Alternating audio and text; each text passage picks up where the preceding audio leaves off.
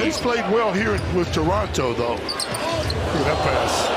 It is a sweet pass, and it's a big hit from the corner. Pizza party in hand, the Raptors were riding high into their game against Luka Doncic and the Dallas Mavericks. And while they did fight hard and played well for the most part, they lost and ended their 3-game winning streak. I thought that they had a couple of breakdowns on defensive end, just not being as aggressive as we need in our coverages, or there were a couple of momentum changing plays as well. I thought that we created a couple of wide open threes we missed. They were able to run quickly on the other side. Like doesn't look big at that moment. It just gives gives energy, fuels the other team. And same thing is for us when we getting stops, we're able to rebound. That fuels our offense as well. I thought that was the biggest difference there. And with Kyrie and Luka, they had such a poise, like in important moments, to make the right plays. In the first half, the Raptors' defensive game plan of limiting paint touches and forcing pickups from Doncic worked. And offensively, BBQ was potent through 2 quarters, helping them get out to a lead at halftime. But in the third quarter, the Mavs and particularly Luka adjusted. You can make it really hard. You can make it harder. Like, you gotta have very good hand activity. You gotta be looking like for all those windows. One thing that because of his size, he's always making those passes over the defense. So anytime if your hands are down, it's gonna make it very, very easy. So we gotta make it really hard with having high hands. We were able to get a couple of the deflections in that first half, to get a couple of steals. You can just really try to make it hard. But the more size you have and the more you can cover the ground there, the better. But I thought that his passes tonight as well, like what he did, he ended up with assists, 16. Yep.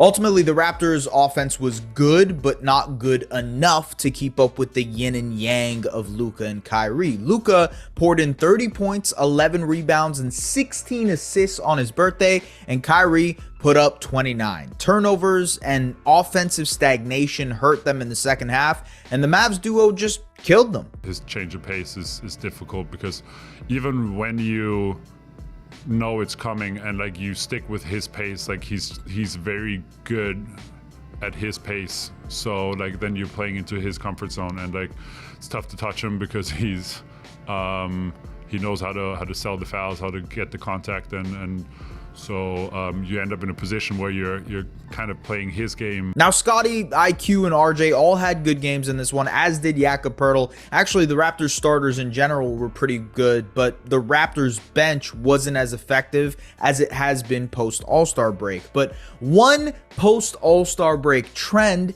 has been the incredible play of Immanuel Quickley. And there's been a sudden shift, a very slight shift to what we've seen from Quickley, and that's what we're going to break down in the film room. If we think about the things that Immanuel Quickley was good at in New York, there were really 3 pillars offensively. It's the off the catch stuff. It's being able to attack closeouts off of the weak side, settle into his nice floaters, settle into his mid-range shots, and then in transition, being this dominant force to be able to catch on the go and shoot. The other thing that he was great at, pulling up and pick and rolls. That was one of the bread and butter plays that the Knicks had for him, is being able to use the pick and roll to kind of get to his shot and shoot it. The Raptors have tried different things for him, and I think they are leaning into the on-ball side with the pick and rolls a little bit more. We'll get into that, but they're also leaving room for the off-ball stuff to thrive, and that's what I want to break down in this film room. One of the first plays of the game, just a nice backdoor cut from Quickley, great pass from Jakob to get inside there. In transition now, Quickley is pushing, and this is where some of that pick and roll craft can really shine. Nice pick and roll chemistry with Jakob Poeltl. He uses it to not only get inside, but look at Poeltl setting that Gortat screen inside to seal off Gafford and give IQ a nice, easy layup. And if we go back to one of the main things IQ was so good at in New York, it's these pull-up threes in the pick and roll, and you see him capitalize on that in this shot. Exact same thing here, steps into a nice pull-up above the break three. He misses, but those are the type of looks that you really want from IQ. And then there's this aspect too that I think IQ will absolutely thrive in, and the Raptors have provided more room for it to really blossom and enhance this offense. It's the off-ball and screening stuff. So here in transition, RJ gets it kicked out to, and IQ is there to make the defense pay for not locating him. Watch IQ on this possession as the ball gets dumped off into the post. Watch him drift into the corner, recognizing that no one is following him. Kyrie falls asleep on this. Great job relocating, and again, using that off-ball movement, that threat of shooting, to really enhance this Raptors offense. Here they use him sort of as a screener, so there's going to be a Spain pick and roll action, but he actually fakes it, turns into a flare screen, and now this ends up being a pick and roll between IQ and Yak. Pull-up jumper for IQ, using that threat off ball as a shooter to also create. And, you know, these are the areas of his game where you want him to develop and to expand. And this, you know, settling into the self-created floater is an area where he's kind of growing. I think sometimes getting used to flipping pick and rolls and not really necessarily focusing on the first shot that becomes available is going to be important for him too. And on this play, you see his ability to attack closeouts. So because of that off-ball shooting threat, because he's so dangerous, Derrick Jones Jr. has to kind of chase out to him. IQ pumps, gets inside, settles into the floater, and that is picture perfect Immanuel Quickley basketball. It's what he thrived off of in New York. The off-ball movement, mixing in a couple of pick and rolls to be able to enhance that pull-up shooting that he has. That's how Immanuel Quickley can thrive, and we're seeing that more often post All-Star break. And so I know this is a quick film room because I'm kind of going through things quickly, and no pun intended. I think one of the more important aspects when you look at IQ is he's such a multifaceted offensive player. How you maximize a guy like that really depends on the positions that you put him in. And I think the Raptors are allowing him to explore things more off ball, to roam around off ball more. And it's weird because, you know, when I say this, people are going to kind of be shocked or whatever. Maybe they will be shocked, maybe they won't. But his game sort of reminds me of Fred's. And I say that as the utmost compliment. If you've been following me, you know how much of a Fred VanVleet advocate I was, especially, you know, even towards the end. I really, really believed his importance to this team in terms of pull-up shooting and whatnot. And I think he sort of replicates some of that. Just the ability to be a threat off of pick and rolls, to shoot. It opens up the floor for everybody else, but also his ability to relocate off of the ball, be used as a screener. You know, if you remember back to Fred, one of the key plays the Raptors used to run for IQ for Fred was, you know, especially late in games, Fred setting the screen, Pascal working, they kick it out to Fred, he takes the three. It's the ghost screen actions that they run.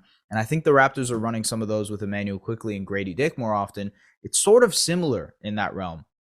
IQ is much quicker. IQ is kind of bursty off of the ball. So like that play I showed earlier, he's relocating a lot quicker. He's able to shift and then kind of catch in motion and shoot. That's an incredible skill that he has. IQ has a much better floater game than Fred VanVleet ever had in his career. And I think that's something that's really important to enhancing how he looks as a scorer moving forward. Because one, when people start when defenders start chasing him off the line, like we saw in one of those plays, he's able to settle into the nice floater and get in, you know, kind of inside.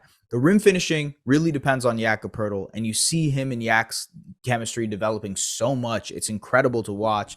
And that aspect also sort of relates back to Fred VanVleet because Fred and Yak had a great chemistry in that little bit of time that they had towards the end of the season. It actually became one of the most dominant offensive plays for the Raptors towards the end of the season. And again, I don't mean it's an apples to apples comparison, but I just think in the skills, the skill sets that Immanuel Quickley has as an off-ball player, as an off-ball shooter, as a guy who can kind of do multiple things off of the ball for you, kind of reminds me of what the Raptors could use with Fred, which is cool. I think that's an all-star type of skill to have, and to throw that next to Scottie Barnes, who's blossoming into all-star, throw that into RJ Barrett, who looks incredible. It's a really, really important skill to have for this team. This game was probably in the books for the Raptors. They were going to win this one, but Luka and Kyrie just sort of took over. And I mean, you kind of got to throw your hands up and be like, hey, like it is what it is at that point, because in the end of the day, like the margin of error is so much thinner when you're playing a really talented team like the Dallas Mavericks, and when you're playing talented individuals like Luka Doncic and Kyrie. And when you don't play perfect basketball, you're not going to win. And that applies less to the Pacers, who are still trying to figure things out, still trying to get acclimated to Pascal. Applies much less to the Atlanta Hawks and Brooklyn Nets, who are messes in their own rights. So it's kind of easier to creep up on those guys. With the Mavericks, they're a really good playoff team with two guys who know how to just manipulate defenses and carve up defenses. And the Raptors made far too many mistakes late in this game. Little turnovers here and there, missing layups, missing bunnies, missing open shots. Kind of moments where the ball stuck a little bit more than I wish it would. In the first half, the ball was moving, it was flying, they were bending the Mavericks defense and whatnot. And once, the going got tough, they weren't able to get to that again. And I think that's something that's growing, something you got to involve. But to be honest with you, this was the hardest test that the Raptors have had post All-Star break. And they did pretty well. Like throughout, they had a competitive game plan. They executed the game plan well. It's just there were little things here and there that made it instead of the Raptors winning by 5, the Mavericks winning by 11. That's about the end. Like and again, the margin of error for that is so thin. Couple of turnovers here, couple of mistakes. Even Darko Rajakovic mentioned it. And that's sort of the game. And against better teams, you just can't make those type of mistakes, especially when you're a younger team like the Toronto Raptors, who are still trying to figure out their own identity. The Mavericks have their identity. It's Luka Doncic and Kyrie Irving. The Raptors are still trying to mold their own. And it will be very interesting to see how that looks against the Golden State Warriors, who had struggled to start the year, but now have this incredible identity with Draymond Green at the 5. And, they play this incredible high octane pace. I don't need to explain the Golden State Warriors to you as a basketball fan. You know how good the Golden State Warriors can be in their potential. I will be at that game, as I will be at the Raptors show. For anybody who's kind of tapped in and watched what I've been doing on social media for the past day, I was on the Raptors show today on Sportsnet. Shout out to Will Liu and everybody there for letting me, co-host for a day. I'm going to be doing it on Thursday or today, depending on what you're listening to, and Friday as well. An honor. Truly is an honor to be able to do that. Career moment, all that type of stuff. Just makes me feel good because honestly, it's tough in this industry sometimes to feel that validation and whatnot. And, when you get to those points, it's good to be happy about, getting to that certain level, being present, ladies and gentlemen. We are practicing being present nowadays, something I'm trying to work on. And it's something you should work on, because you should enjoy these Toronto Raptors because they're a lot of fun.